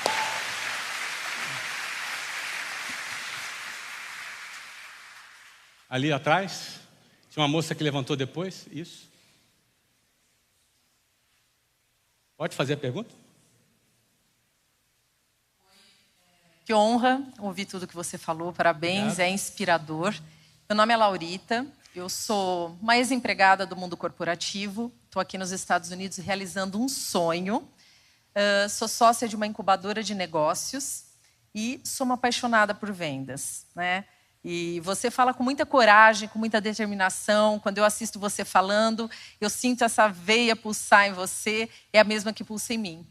E o que eu enfrento hoje são muitos profissionais que têm desejos de empreender, principalmente porque nós oferecemos isso, mas existe um medo, existe uma necessidade de muito planejamento e pouca ação. Pessoas que ficam planejando, calculando muitos riscos. Eu gostaria que você me dissesse um pouco da importância disso, porque eu sou uma pessoa de planejamento, mas eu gosto daquele poder da ação mesmo, principalmente na área de vendas.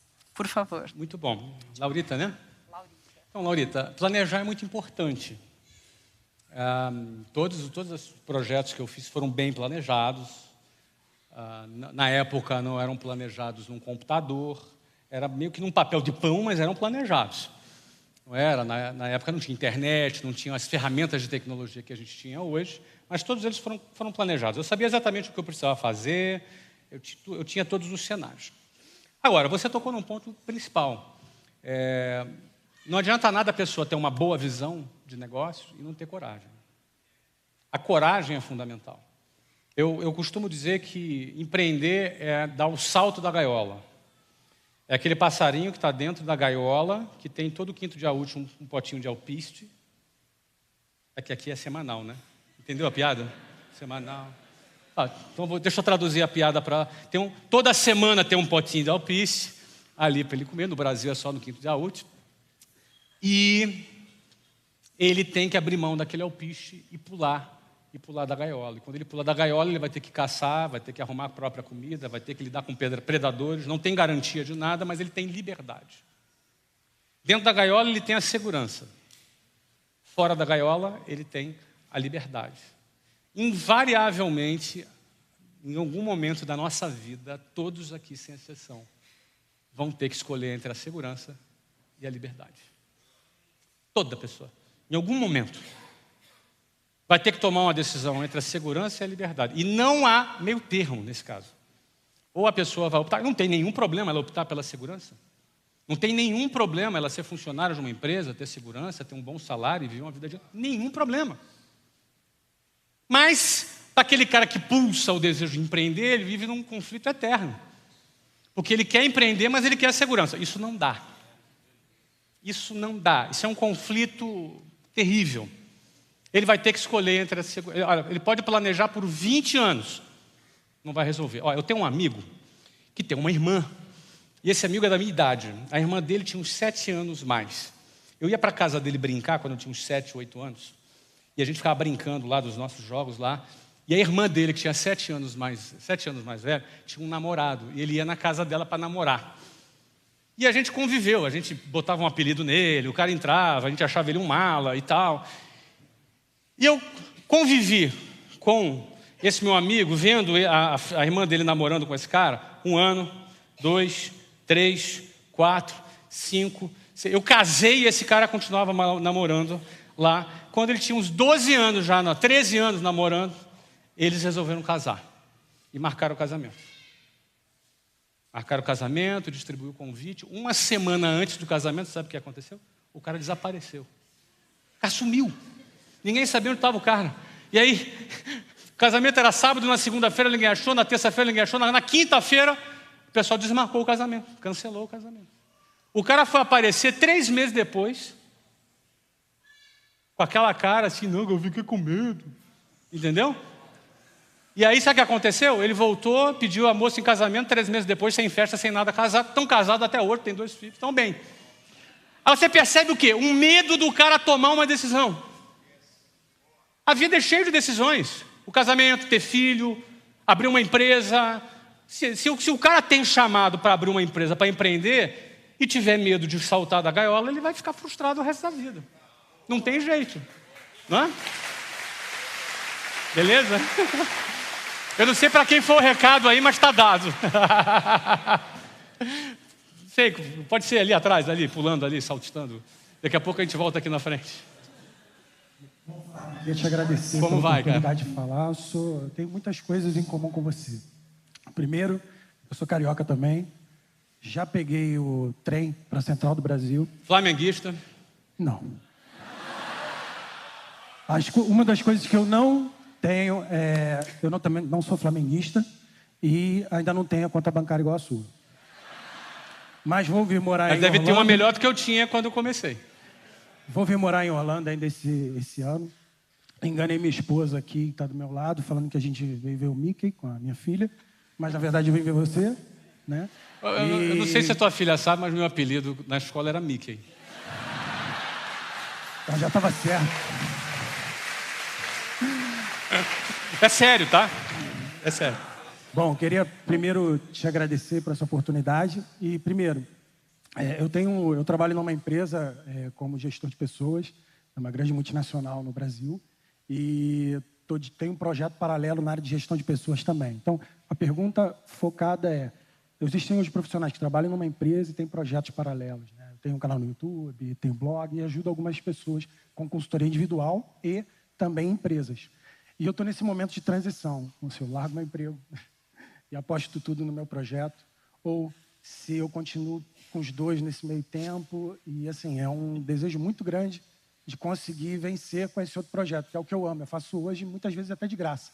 E, assim, eu estou numa encruzilhada, né? E É o momento da decisão. Perguntar para pedir para você também, se depois, no final, posso tirar uma foto com você, que é um grande sonho.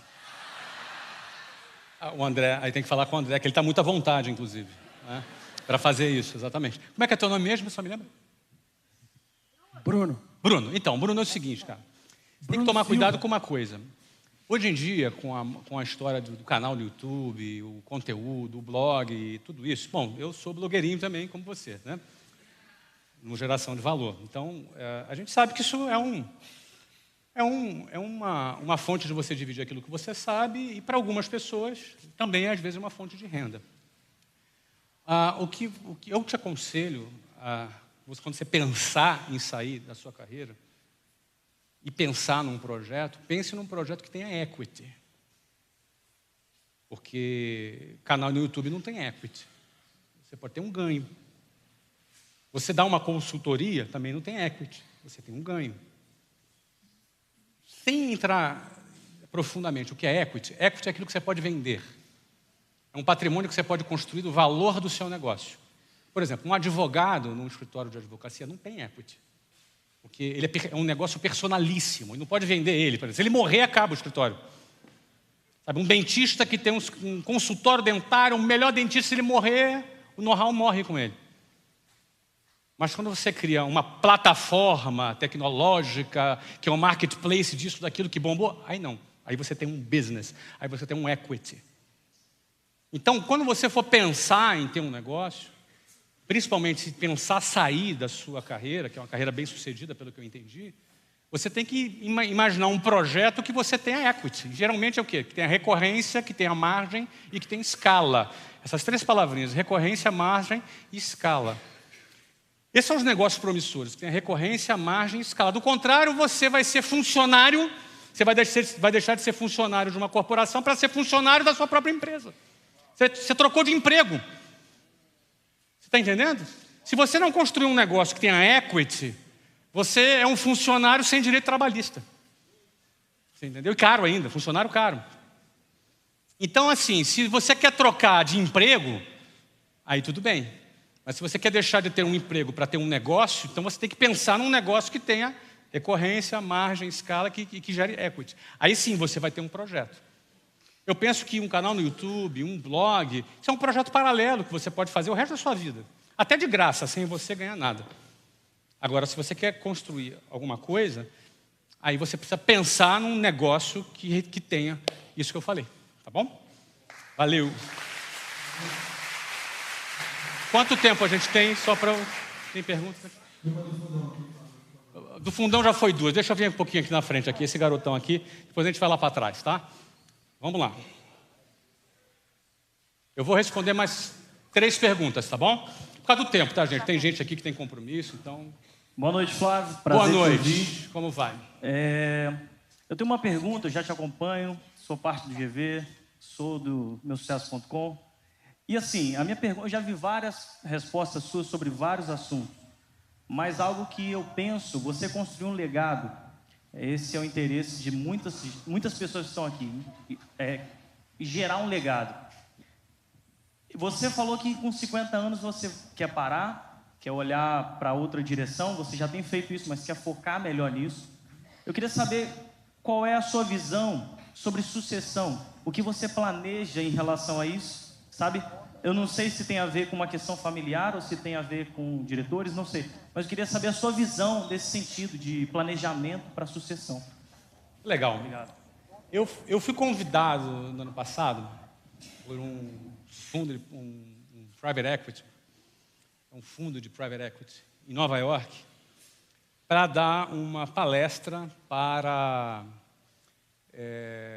herdeiros de grandes fortunas. Tinham ali cerca de 25 pessoas.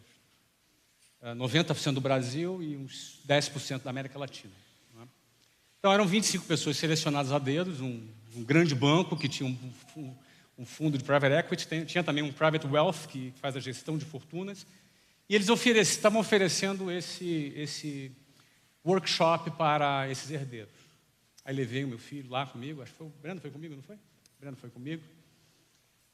E todos eles, a maioria deles estudam em Harvard, estudam em Oxford, nas universidades tops e tal, blá, blá, blá. Aí o cara do Jabu chegou lá, né?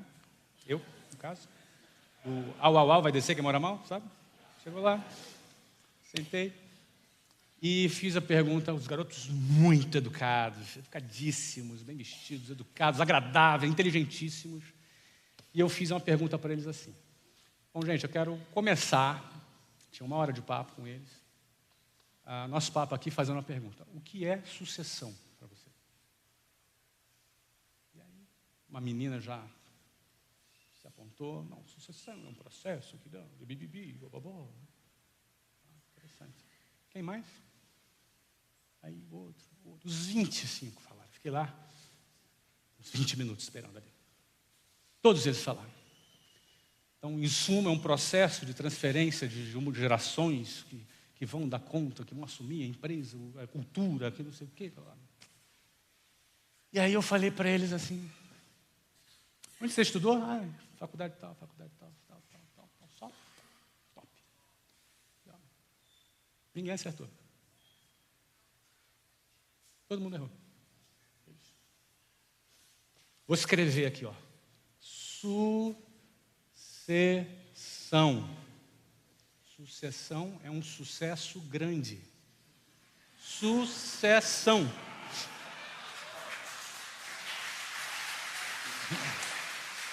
Aí eles ficaram olhando com aquela cara assim, o que esse maluco está falando, né? Eu falei assim, eu não quero falar da sucessão, daquilo que teu pai ou teu avô está preparando para você. Eu quero falar do teu sucesso. Eu quero falar da sua marca, daquilo que vai fazer a diferença na sua geração, no sobrenome da sua família, nos negócios da sua família, ou melhor do que isso, em alguma coisa que você vai criar por conta própria. É disso que eu quero falar. O que eu penso, eu estou com 2 filhos aqui, né? Podem sair, por favor? Não, brincadeira. O que eu penso sobre sucessão, já falei com eles claramente, eu não, por exemplo, eles já estão grandinhos hoje, né? Mas eu já falo sobre esse assunto. Eu sempre falei, eu não sei se esses garotos vão ter interesse nas maluquices que eu inventei. 2, não sei se eles vão ter competência para isso. É lá, eles podem decidir ser malandro, podem decidir não estudar, podem decidir... Não sei, a escolha é minha. A escolha é deles. 3, eles podem ter interesse em ser artista plástico. Podem ter interesse em ser guitarrista. Percebe isso? Por exemplo, eu vendia o WhatsApp, 3 meses depois o cara comprou, morreu, os filhos herdaram, ele não tinha o menor interesse no negócio, venderam. Existem 3 possíveis destinos para uma empresa. 1, ela pode quebrar. 2, quebrar não é algo que eu aconselho. Não é? Óbvio. Ela pode ser herdada, ou seja, o dono pode morrer. Também não te aconselho a morrer. Ou ela pode ser vendida. Mas ela só é vendida se tiver equity. Lembra, Bruno? Só tem 3 possíveis destinos para uma empresa. Ela quebrar, ser herdada ou ser vendida. Quando as pessoas me perguntam por que eu vendi ao WhatsApp, é porque entre ela quebrar ou ela ser herdada com filhos pequenos ou que eu não sei ainda de qual é a vocação deles, eu sempre sou o vendedor. Entende? Mas para isso você tem que formar equity. Se você não formar equity, eu não tenho uma empresa, eu tenho um emprego. Entendeu? Beleza? Mais uma ali, depois o de boné, tá? Vamos lá, ela de preto ali. Quem que tá o microfone ali para ela? Isso, de pé. Oi? O que foi? Vai perguntar, Samuca? Peraí, o pastor tem preferência, desculpa. Fala aí. E outra coisa, ele é da minha categoria, guitarrista, que aliás eu não toquei, né, cara? Puxa vida, hein, cara? Fala aí, Samuca. Uma pergunta e um convite. Ih, caramba. A pergunta é a seguinte: eu tenho um canal no YouTube, ele é para criança. Por acaso é o 3 palavrinhas? Isso. E hoje a gente tem 3 milhões de inscritos. Só que o YouTube, ele agora não monetiza mais o canal infantil. Então a maioria da nossa receita acabou. Bom. A partir, então tá todo mundo. Você vai fazer aquilo que você deve ter feito desde o início. Tá todo mundo muito assustado. E eu queria saber a sua opinião sobre um clube de assinatura, se você acha que é uma boa para a gente nesse momento. Então, olha só que interessante. Você precisou do caos para criar uma solução. Olha que interessante. Porque essa é a solução que tem equity. Porque sabe quem é o dono do equity do seu canal de 3 milhões? É o YouTube. Você é dono da comissão só. Agora, quando você cria a sua plataforma e vende assinatura, quem é o dono do equity agora? É você. E eu me inspiro muito em você porque você fez isso. Meusucesso.com. Isso. Teve uma época que você saiu do YouTube porque você começou a não entender essa monetização deles. Exatamente. Mas, Samuel, é isso, cara. Eu acho assim, você tem ali o principal ativo, né? Esse é o público. Agora você tem que ver como é que você transforma esse ativo em valor. A maneira que você estava fazendo era ganhando em cima da publicidade. Agora você tem que criar uma plataforma. Se o teu público gosta de você, é fiel a você, ela vai para onde você está.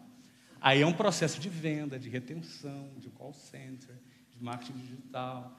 Tem todo um processo aí, um pacotinho. Nada demais, mas tem um pacotinho. E o convite é para você vir tocar com a gente aqui.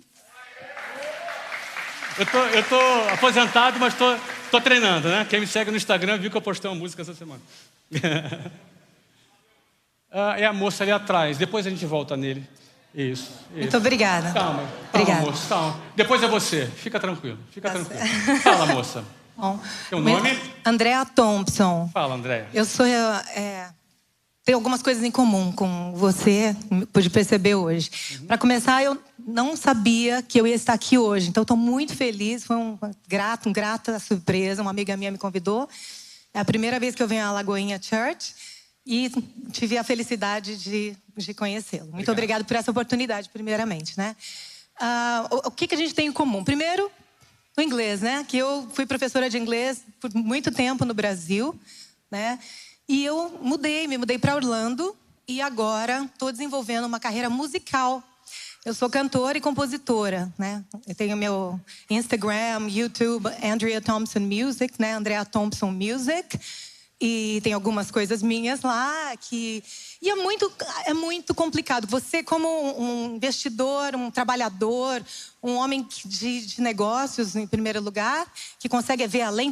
E como músico, né, musicista, você sabe a dificuldade que é o showbiz, né? Que conselho você dá para mim e para todas essas pessoas que têm aqui talento musical, que estão buscando avançar nas suas carreiras... acreditar no sonho da gente, como é que a gente consegue chegar lá? Como é que a gente... Qual que seria o seu conselho? Eu não sou o maior especialista nessa área. Aliás, o André é muito mais especialista nesse assunto que eu. Mas eu vou aqui passar um pouco do que eu conheço. Primeiro, a indústria toda mudou recentemente. Aliás, está em mudança, né? A maior fonte de receita de um cantor é a venda de CD, que não existe mais. Não é? Então, hoje, os cantores estão se vendo na obrigação de botar o pé na estrada. A venda de shows passou a ser a maior receita, o que é uma coisa insólita também, porque os meios de comunicação que promovem as músicas se diluíram todas nas plataformas de streaming. A coisa mudou por completo e as pessoas estão ainda entendendo para que direção vai. Não é? Então, de todas as maneiras, se você quer um projeto musical, eu acho que você tem que expor o que você canta, o que você faz, o máximo possível e angariando o máximo possível de pessoas que gostam de consumir a tua música. E aí, obviamente, você vai ter que estar atenta para ver que direção esse mercado vai andar. Não é? Do ponto de vista de business, é isso que eu diria. Do ponto de vista musical, eu como músico, essa coisa de música está na minha vida desde pequeno, não é? Eu sempre toquei.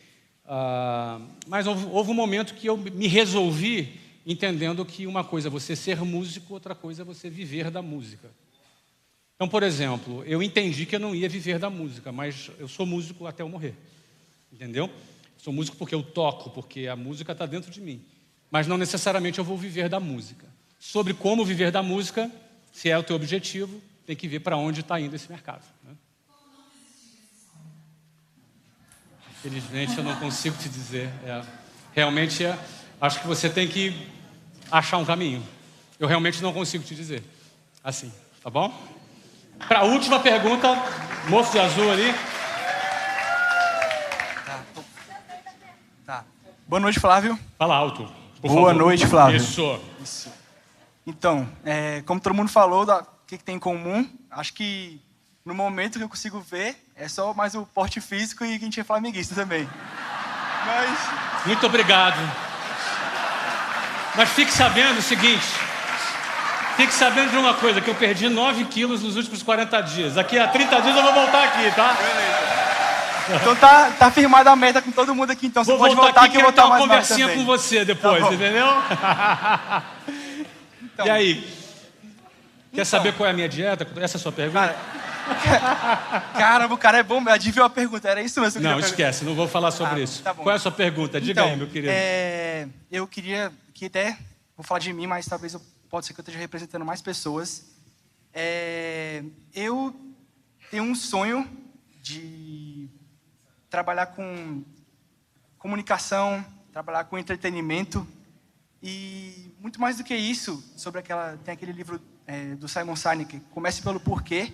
Eu tenho o meu porquê muito forte, que é sempre voltado para pessoas, impactar a vida das pessoas, tá fazendo a diferença da vida das pessoas. E eu descobri, com a fluência do inglês, que isso se abre de uma maneira incrível, assim, para todas as comunidades e tudo. A minha pergunta seria assim: como eu posso oh, Jesus. Fica calmo. Vamos lá. Tá. Como você pode? Sim. Um dos meus sonhos é fazer missões e dar palestras pelo Brasil e agora com inglês pelo mundo. E eu gostaria de saber, como um empresário da área do idioma, como que eu posso usar os idiomas, por exemplo, fora o inglês. Acredito que outros idiomas podem trazer um valor para mim, para seguir esse sonho com mais força, para conectar com mais pessoas. Seu sonho é ser missionário, é isso? É ser um comunicador, tanto presencialmente como de escala. Seja, desde pequeno, meu sonho sempre foi ser apresentador de televisão. Entendi. Algo como isso. Entendi. Mas hoje eu tenho mais, além disso, de ser uma pessoa pública, ser um comunicador de entretenimento, também estar junto com as pessoas fazendo palestras ou influenciando de uma forma presencial que eu possa estar conectado com as pessoas. Então, eu gostaria de alguma indicação, alguma recomendação, conselho da sua parte com que você possa vir de acrescentar. Deixa eu ver se eu entendi. Você quer trabalhar na televisão ou quer ser missionário? Eu quero impactar minha geração. Esse é o meu sonho. Esse é o meu sonho. Tá, esse é o meu então porquê. tá bom, já entendi. Então, meu primeiro conselho para você é descobrir o que você quer. E você é jovem, tá? Olha só. Você é jovem e tem tempo para isso. Calma. Você é jovem. Quantos anos você tem? Isso. 22. Não é tão jovem ainda, né? Mas tudo bem. Mas você é jovem ainda. Com 22 ainda dá tempo. Tem esperança para você. Descubra o que tu quer fazer, cara. Você quer trabalhar na televisão? Corre atrás de conversar com pessoas que trabalham na televisão. Você quer ser missionário? Cadê o André? Vai falar com o André. Assim, entendeu? Decide o que você quer. E testa, se lança, testa. E aí você vai ver quais são os melhores caminhos que vão abrir para você. Tá bom? Beleza? Meus queridos, para finalizar... Acabou, desculpa. Acabou ali. Eu prometi. Ih, é verdade, aqui não teve nenhuma. Última, uma aqui. Ele me usou um argumento que me matou. Eu vou responder a pergunta dele em 30 segundos e vou encerrar. Não sai daí não. Segura aí. Fala sem microfone, vai lá. Alto.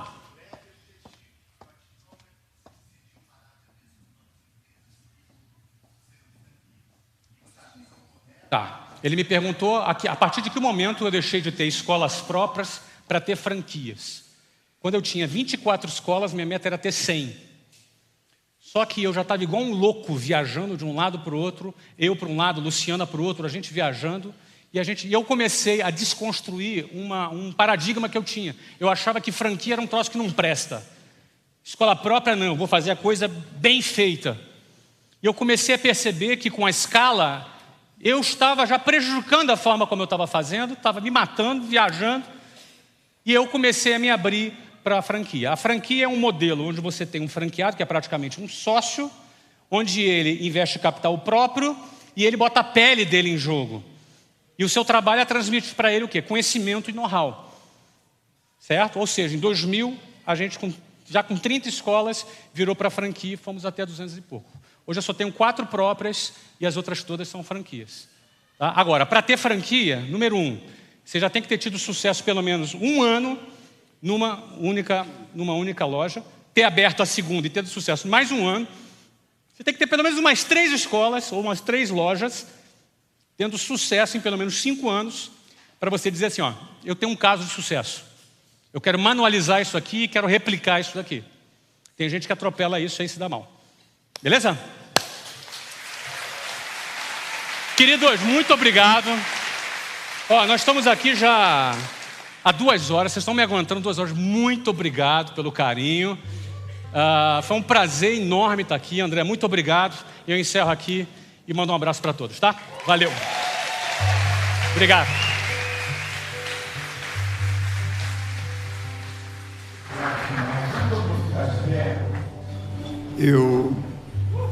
Eu queria que a gente fizesse algo. Eu quero que todo mundo tenha muita calma agora, né? Fique bem tranquilo. Diga para quem está do teu lado, fique tranquilo. Fala para ele, tá tudo bem, tá tudo bem. Uma coisa a gente sabe, olha aqui, e eu queria que a gente fizesse algo aqui essa noite. Não tem como dar um cachê para o Flávio. A gente queria muito, mas eu acho que não dá muito certo. Fica à vontade. A gente está dando alguns presentes para ele aqui atrás, e é querido. E realmente ter essa noite aberta para a gente estar aqui é maravilhoso. Mas eu acho que tem algo que a gente pode liberar sobre a vida do Flávio, da Luciana, dos meninos. É abençoar a vida dele. Então eu queria que você, literalmente, vamos estender as mãos, liberar palavras de bênçãos. Bênçãos são vindas, bem-vindas. Vamos orar pelo Flávio para que cada vez mais Deus use ele, abençoe. São tantas famílias que através do que Deus tem dado a ele são tocadas, são alimentadas. Eu acho que cada um de nós, Flávio veio para falar com a gente 40 minutos, 1 hora, está com a gente aqui há 2 horas falando. Eu não sei se você entende o privilégio que a gente está tendo disso aqui nessa noite. Você está entendendo esse presente que a gente está recebendo? Pai, no nome de Jesus, nós abençoamos o Flávio. Obrigado, Jesus, obrigado pelo seu coração, pelo seu caráter, pela sua família. Pai, nós como amigos, igreja, família, admiradores, nós abençoamos o Flávio hoje, para que cada vez mais o Senhor esteja usando com tanta graça e sabedoria. Obrigado, Senhor, porque ele poderia estar em outro lugar, mas está aqui hoje à noite, abrindo o coração, trazendo entendimento. E nós te pedimos, Pai, sustenta mais e mais a vida do Flávio, sustenta mais e mais o seu coração, os seus negócios. Coloca mais e mais pessoas do lado dele que vão, Pai, levantá-lo mais e mais nesse propósito que nós cremos sim, é mundial, cada vez mais tocando milhões e milhões e milhões de vidas. Nós devolvemos a Ti, Senhor, a nossa gratidão e abençoamos a vida do Flávio nessa noite, em nome de Jesus. Quem crê nisso, diga amém. Muito obrigado. Obrigado, gente.